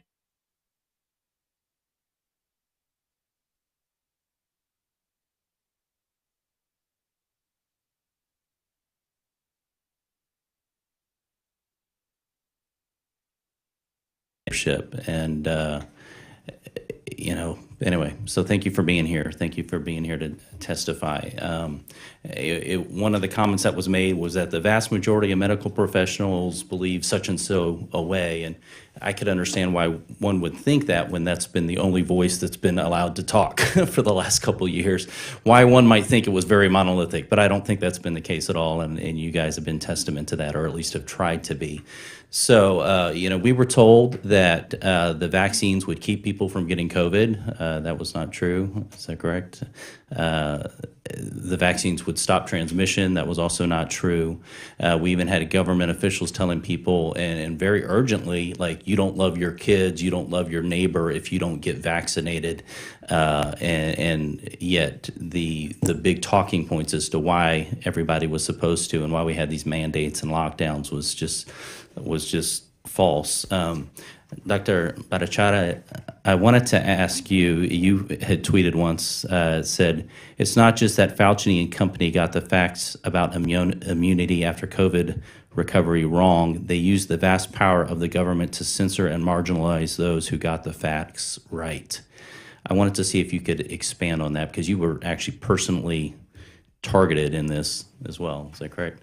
So as I mentioned in my opening remarks, the NIH director at the time, Francis Collins, labeled me, Senator Gupta, and Martin Koldorf fringe epidemiologists on topic after topic where there was legitimate outside critique of government positions, specifically of positions held by scientific bureaucrats like Francis Collins and Tony Fauci. They used their power over the press and the power of the government to marginalize those voices and exclude them, to create this sort of aura that we're saying something inconsistent with the scientific evidence, even though peer-reviewed published literature supported our positions. And on vaccine, on immunity after COVID recovery, it is incontrovertible that after you are recovered from COVID, you have substantial protection both against infection, at least until the next variant, and also almost probably near permanent protection against severe disease on reinfection. That was incontrovertible and known very early on in 2020, and yet that was marginalized during the discussion over vaccine mandates. Yeah, and I think everybody gives a little latitude for the first couple months, but we knew a lot of this pretty early on, or at least had early indicators, yet that data was silenced. Dr. McCary, you said there was 1,000-fold difference in the age, and we knew that early on. How early on? And that there was very little impact on children by comparison. You said that the U.S. government was the greatest purveyor of misinformation, specifically pointing out the CDC. I was wondering if you could speak to how early we knew some of this data compared to the information that was coming out. And then you specifically mentioned the CDC, yet we continue to see the CDC putting, for example, the COVID vaccine on the schedule for kids, which when you look at programs for Head Start and where it's highly pushed to have these vaccines to be able to participate in some of these other programs, there's could also be another effect there, secondary effect to that. Could you speak to that, and then your take on CDC requiring this for kids? The CDC and the FDA and people at the NIH made up their mind before the trials were completed. They decided babies were going to get vaccines before the study was done, and when it came out, it found no statistically significant difference in efficacy between the two groups, and they just authorized it anyway. Why are we even doing trials? Why do we even have an FDA? Why not just have King Fauci decree that everyone's going to need this? And public health excluded anyone who had a different opinion. Ask any one of us that had different opinions than the establishment if we were invited ever to the Public Health Association or university forums. We had published collectively 400 articles on COVID, including peer review articles in JAMA, and yet we were excluded. So of course it looks like there's a consensus. But do you know that 40% of rural pediatricians in America do not recommend the COVID vaccine? How would you know that? That's a number that comes from a CDC discussion forum. We talk about vaccines as if it's all or nothing. You got to be all or nothing, like it's a religion. Does that mean does that mean all of you get the anthrax vaccine? Does it mean you get vaccines where the risk-benefit ratio isn't there? How about we just be honest? I'm not anti-vaccine in any group. I just like to see the data for boosters in young people or for babies to get it. Public health officials and the CDC are proposing that a 12-year-old little girl get 65 COVID vaccines in her average lifetime, in that average lifespan. Based on what? How about we see the data? Where did we forget the scientific process altogether? And top scientists at NIAID, the CDC,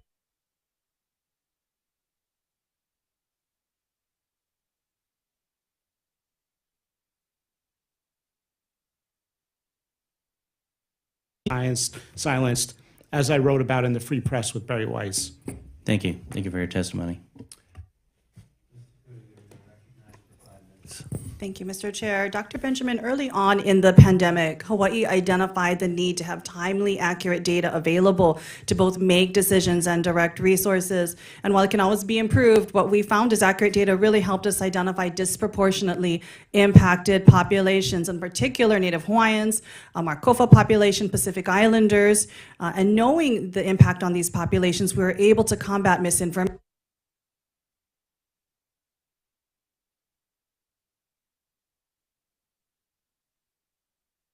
that was out there around both transmission and vaccination, and reach out and culturally overall data infrastructure, our ability to collect data and disaggregate that data on affected populations so we can make better decisions going forward on where to send resources to and those that are being impacted. Yeah, one of the things COVID did do was expose for all of us to see the age and insufficiency of our health information technology infrastructure and our data infrastructure. You know, we don't have a single patient identifier. We don't have any common definitions for a lot of the data that we send. Other industry, we know the technology is there. I mean, right now, if I wanted to order probably a late lunch for the committee here, I could go to my iPhone and go to DoorDash and feed you all, and an Uber or somebody would bring it here. Want to get an EKG across the street? Can't do it in many systems. So we have a lot of work to do to build that data infrastructure.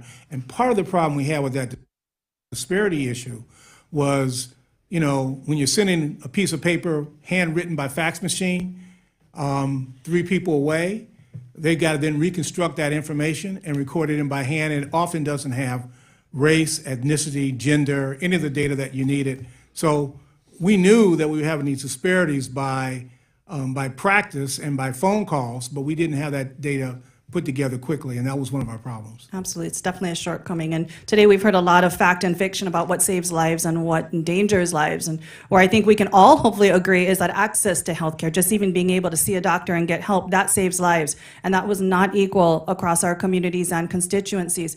We cannot walk away from this unprecedented moment in our history without learning that harsh lesson that gaps in our healthcare system underserved populations, vulnerable communities that do not have access to health care, vaccinations, treatments, that cost lives. What has COVID taught us regarding health equity in our communities and how we should go forward in terms of prioritizing boosting up that public health infrastructure? Two things. One, clearly, the health insurance coverage matters, and that we as a nation need to get a system with everyone in and no one out. I did not call for single payer. I said a universal access system. You folks will figure it out.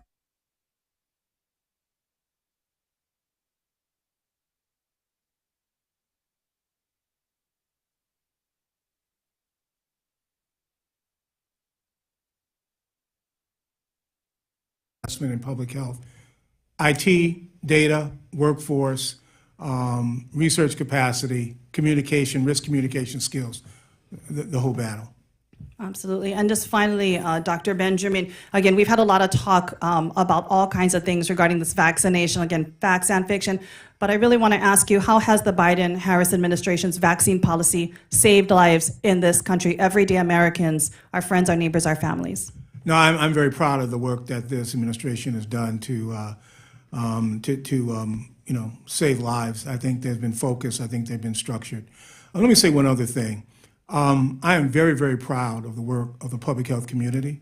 I am proud of them. I trust them. And I would disagree. I believe that the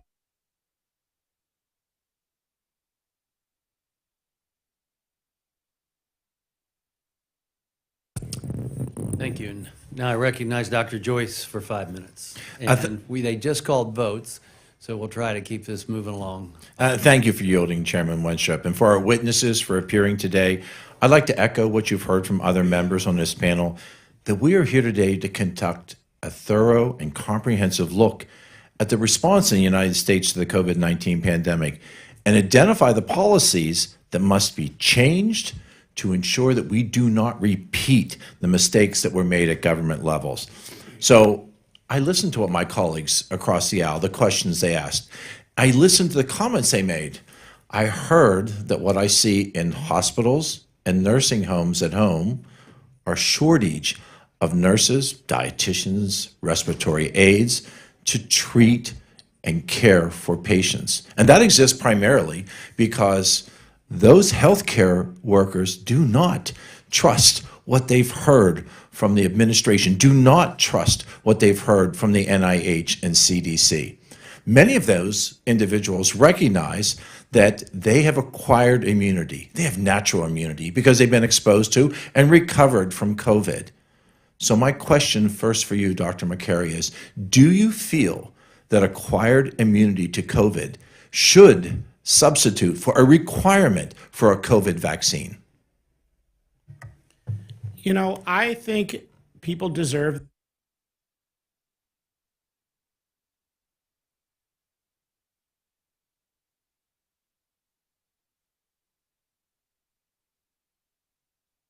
they're extremely low risk, it doesn't make sense. If they're a young, healthy child, it doesn't make sense. There's never been any data to support that. But if they are high risk and immunosuppressed, they can make that decision, and I would recommend it. So, and our American freedoms allow us to make that decision. Dr. Bhattacharya, do you feel that individuals should be mandated that their children receive vaccines that are not yet FDA approved? No.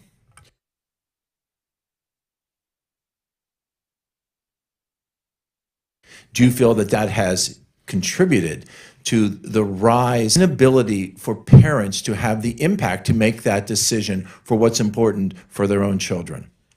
I've seen a rise in vaccine hesitancy for essential vaccines like measles, DPT, that's quite alarming. I think a lot of that hesitancy is due to the mandates and due to the force, rather than using ethical principles like informed consent.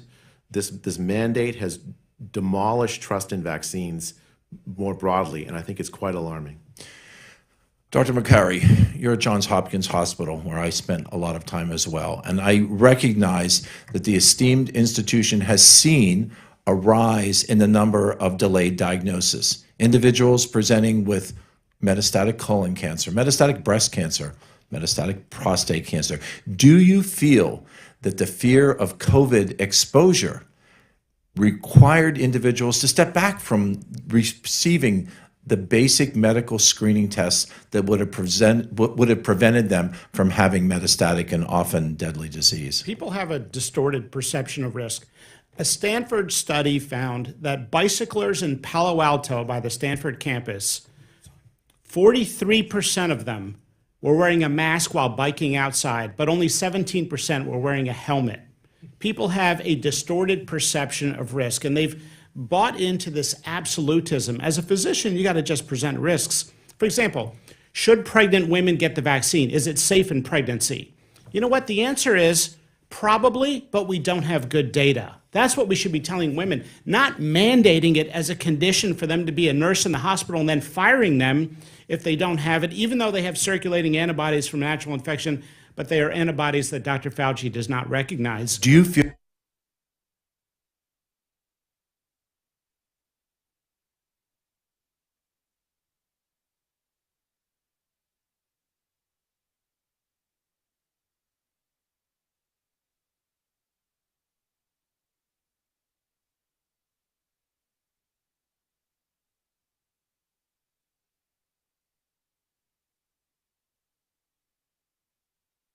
Humility among physicians instead of the absolutism and the dogma when we should have simply said the right answer, we don't know, instead of you must do X, Y, or Z. Do you feel that absolutism, your term, has really severed the ties of respect from American patients, from American medical institutions, from the CDC, from the NIH? It'll take decades to restore some of this damaged trust. Hopefully this committee and our work will allow us to take this information and give the guidance so that we can recover from that mistrust. Mr. Chairman, my time has expired. I again thank the witnesses for being present here today. I thank you for your important input. Thank you. Now recognize Dr. Miller Meeks for 5 minutes of questions.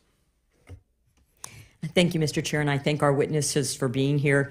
Dr. Benjamin, I want to thank you as a fellow public health official. So many of you know that I'm a physician. I'm also a former director of the Iowa Department of Public Health. And imagine my first foray into Congress, sitting on this select subcommittee for the past 2 years, when I had the opportunity to ask questions of Dr. Fauci and Dr. Walensky, and then public health directors, to ask them about infection-acquired immunity and herd immunity. And you would have thought that that was a novel concept, as novel as SARS-CoV-2.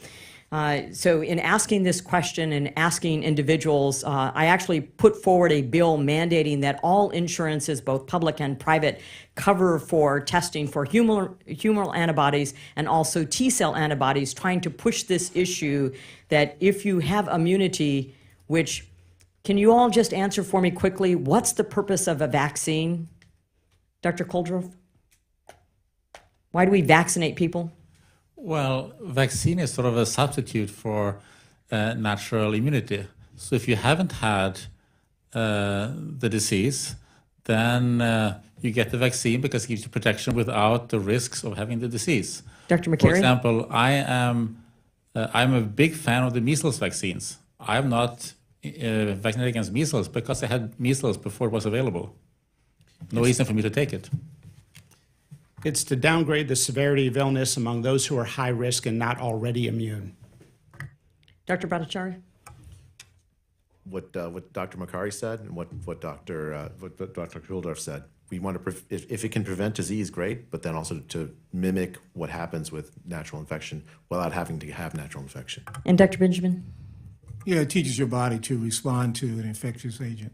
Yes, so in essence, we vaccinate people in order to develop immunity. So very early on in the pandemic, certainly by the time the Delta variant came along, we already knew at that point in time that infection-acquired immunity, if we had looked at real-world evidence, which we in the Doctors Caucus and we members of this committee asked the FDA and CDC to look at, we would have acknowledged that there was infection-acquired immunity. It was valid, but yet our message to the public was that you're mandated to get a vaccine. And I think, as you've alluded, this eroded trust in our public health communities. And I can tell you, as a former director of public health who has good relationships with all of my county public health directors, and in Iowa there are 101, even though we have 99 counties, they felt that this was a misstep by the CDC and a misstep by the FDA. So can you expand a little bit on infection-acquired immunity, the validity of it in SARS-CoV-2, and then whether or not we should be acknowledging that in children,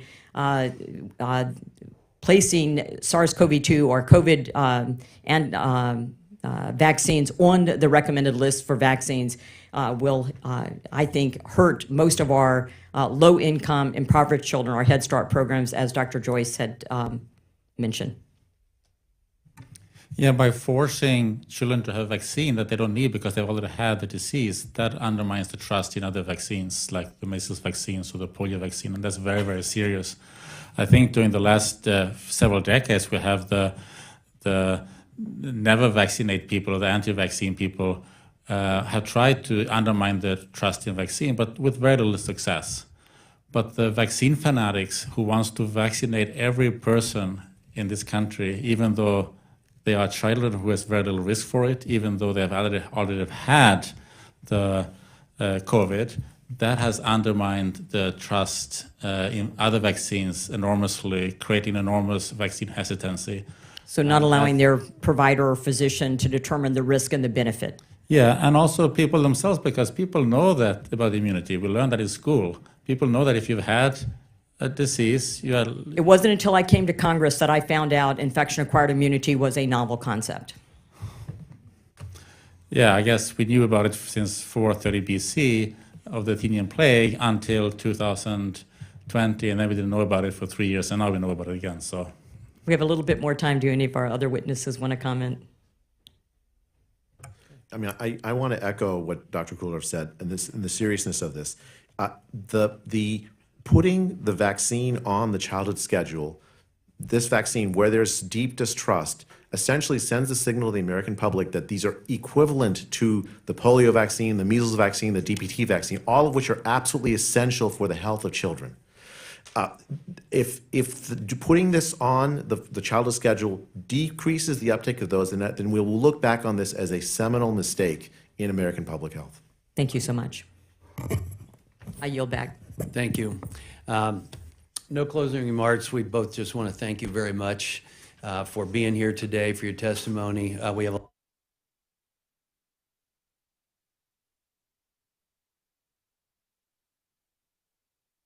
long way to go on this, as you all know and recognize. And I thank you for your honest opinions today.